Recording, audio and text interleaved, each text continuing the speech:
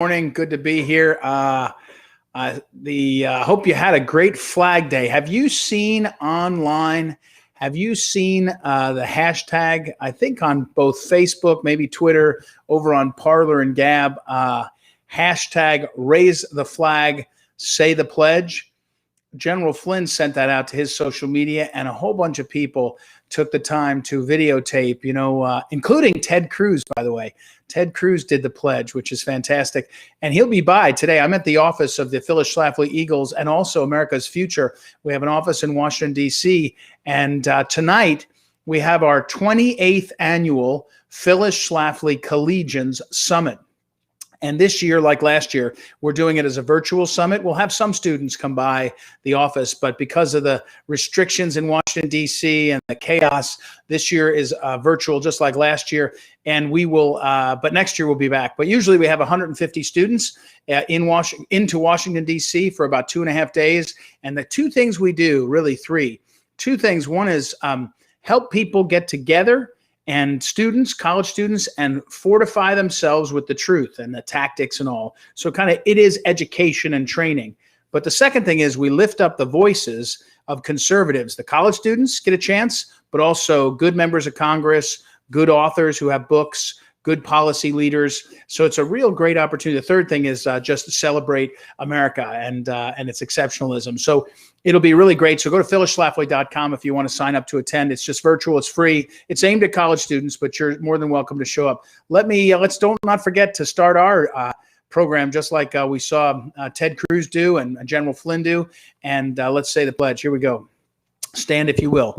I pledge allegiance to the flag of the United States of America and to the republic for which it stands, one nation under God, indivisible, with liberty and justice for all. All right. Let's see here. Get that turned off. There you go. And so we're watching, and I have to tell you again, one of the things, the theme for tonight, the 28th annual Phyllis Schlafly Collegians, is worth fighting for. It's worth fighting for. We're talking about America, our exceptionalism, our great nation, life, liberty, pursuit of happiness. And in that context, I did the title for today's talk, The Beauty of the North Atlantic in Spring. Now, partly because if you're too controversial on your titles on YouTube and Facebook and everything, they sort of knock you down. So I did a generic title so the algorithms can't catch me, because if I had said what I really was going to say about maybe we should stop this or stop that, maybe there's bad guys here and bad guys there, I worried it would be a little bit shadow banned, as they call it. But here's the point. First of all, if you haven't been to Normandy to see the museum there and the historic fields and the beachhead, D-Day, I mean, it's just an extraordinary thing to see. And the most powerful thing is the American cemetery. It's just stunning. And there's famous images. I know many of you know. Most of our presidents have gone to visit there. One of the most famous is Reagan going there. His speech was so extraordinary. So it's really worth doing. And the North Atlantic is amazing. It is, the wind swept and all the kinds of the shoreline is just so different to see and all. It's really great. And so here we are. And now our president is over in Europe, and he is doing pretty much the opposite of what President Trump did. So whatever Trump did, the media, the left, and Joe Biden, therefore, must do the opposite. And so in this case, President Trump went over to Europe on his first trip, famously, and said, hey, guys, some of these historic agreements we have, some of these decisions we made at a different point in history, they may not be as useful as they once were. And they cost us a lot of money, and they cost us a lot of our people, blood and tears when we have to do these. So let's talk about this. That's what Trump did. Now, he did it a little bit more dramatically. He did it with a lot more kind of New York bluster, but that's what he did. And so we have Joe Biden. President Biden goes over. Everything Trump did, he does the opposite of. And so, Trump was critical of the North Atlantic Treaty Organization, that treaty that was, started in the post-World War II era when as we all saw it, if we know our history, and again, a lot of the American educational system doesn't seem to teach our kids and ourselves history. But if you know the history, after World War II, pretty quickly, our ally against the Germans, the Soviet Union, turned into a rival, and then pretty quickly a bitter enemy in the Cold War. The divisions they did in Germany and what they did in the various parts of the Eastern Bloc, how the Soviet Union, the Soviet communist system, was entirely incompatible with America. And I'm using that language, by the way, the system, because I'm echoing the Monroe Doctrine, the Monroe Doctrine, which we've talked about so many times in these things. So we had to say, hey, what do we do? And so the North Atlantic became a way to link a bunch of entities together. America, the UK, France, Spain, all these entities that link them together and say, let's sign a treaty. If they come after one of us, they come after all of us. Now, in the years after World War II, we were the strongest economy. We are the strongest economy. And as we surged, we paid to rebuild Europe. We paid through the Marshall Plan and everything else. We paid to get Germany back on its feet. We paid. And we did it because our interest was in stability in the world, and we didn't want to have to fight more world wars. And so the North Atlantic Treaty Organization made complete sense. And it made complete sense for many, many decades, because we had to have something that held the Soviet. It was brilliant. Let's say that. The NATO organization, the NATO North Atlantic Treaty and the NATO, what was brilliant. It was a really brilliant stroke because it bound us together, and it made the Soviets think, wait, we can't afford to mess with more of these nations. Otherwise, we'll get into a war with everybody. And here we are now, what is it, 1989, 99, 109, 32 years after the fall of the Soviet Union. And even if you give them a decade to kind of get through the sort of fractures of their change, it's not a communist system anymore. And if our criticism is of systems that are incompatible with the American Democratic Republic, well, there's plenty of places like, say, a monarchy and others that seem, at least foreign to us. Maybe they're incompatible.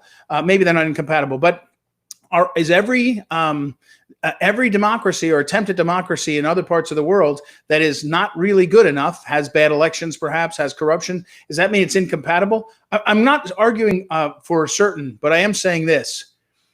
The North Atlantic Treaty demands that we, under Article 5, come to the defense of these other nations if they ever have a problem with Russia or anyone else. If anyone attacks a NATO nation, we're come to their aid under Article 5.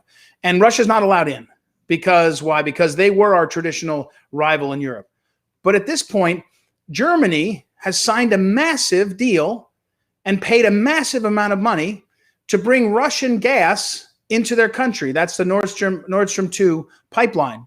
And many of the other nations are doing similar things in trade and otherwise. So we're paying to protect Europe while Germany is paying Russia. So we're paying to protect Europe ostensibly and Germany from Russia, and then they're paying Russia anyway. In other words, they're comfortable enough with their so-called enemy or so-called rival that they're paying. My point is only that it's some things after a certain amount of time get outdated, at least to the challenges, at least to the reality. For example, who's the most likely world power that is targeting European countries and America? It's communist China, obviously. They're doing it all the time.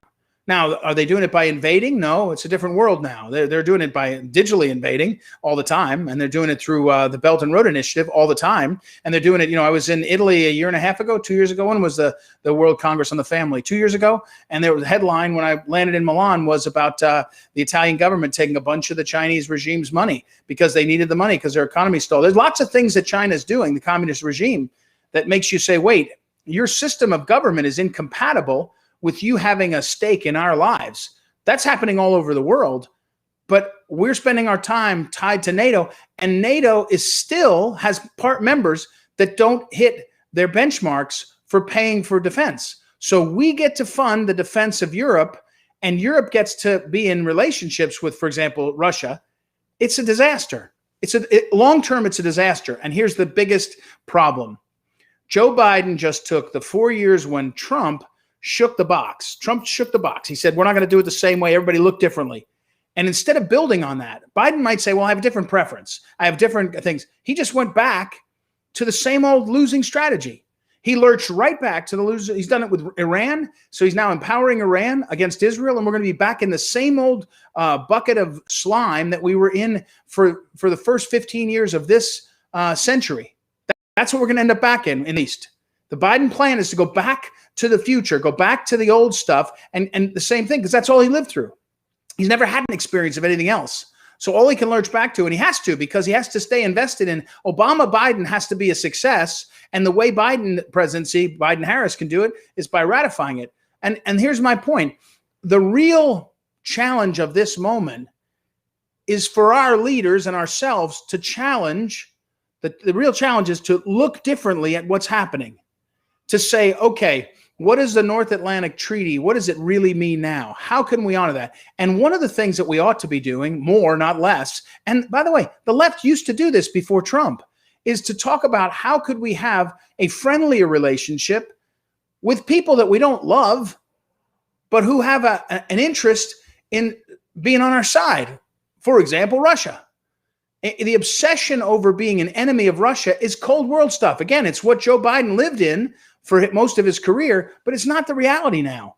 It's not the same reality. Again, there may be corruption. There may be bad stuff. There's plenty of that in lots of places. We can go on to the next, the Spanish government has lots of problems with corruption. If that's the standard, it's tough to see how you deal with anybody in lots of places. But Biden just goes back and echoes the same thing. It's the same echo, the echo of the failed policies that got us where we are at this modern moment. And the modern moment is the communist regime in China is a threat to the world. And because they're a threat to the world, they're a threat to us. And so going over to Europe and giving talks and saying, we're this, that, and the other thing, and we're worried about that, all these other things.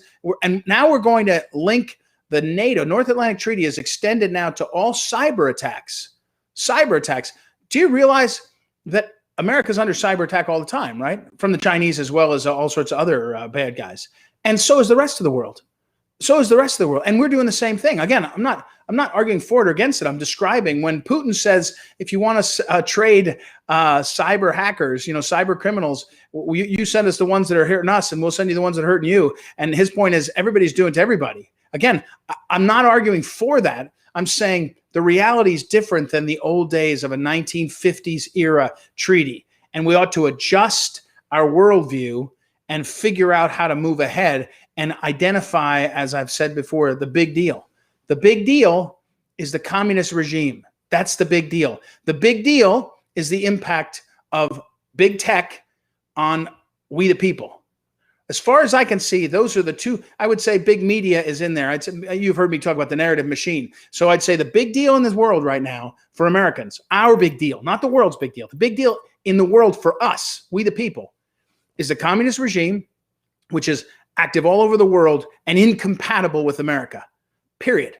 And the second thing is related, the power of big tech and big media and big academia, the narrative machine, 3 of the 4 cogs of the narrative machine, to shape what we know. And what part of that is dominated by the Chinese regime? We don't even know, right? We don't even know. So I got to think they're doing a lot with it. It's not just TikTok. That's obvious. It's all the other ways they're doing it. So, the North Atlantic is a great place. The North Atlantic is a great history, but history is for the past. And when you're in the present, you better be thinking about how the present can serve the future. The famous line that they love to quote, Mark Twain says, history doesn't repeat itself, but it echoes. That's probably better than history repeats itself. History repeats itself is a stupid thing to say. It doesn't repeat itself. It's not possible. But insofar as you can learn from the past, you should. Insofar as you're trapped by the past, you shouldn't. Trapped by a vision of 1950s North Atlantic policies is not smart for 2021 and beyond. And Joe Biden just lurched us back to the 1950s for reasons that aren't justified. He just does it because it's against Trump. Trump did this, I'll do that. It's not strong. So there you go, everybody. The power of the North Atlantic, and watch for it. You're going to see more. I'm going to be, I think I'm going to be on TV later today talking about this topic, the NATO issue. And I'm not a knee-jerk leftist who says dump the North Atlantic Treaty. I'm not saying that. I'm saying rethink think, the mindset that got it there, and decide what you want the priorities to be. And I don't think the priorities are a North Atlantic treaty which pits us against Russia when most of the rest of Europe, including the largest economy, Germany, are trading with Russia. Why would we do that to ourselves?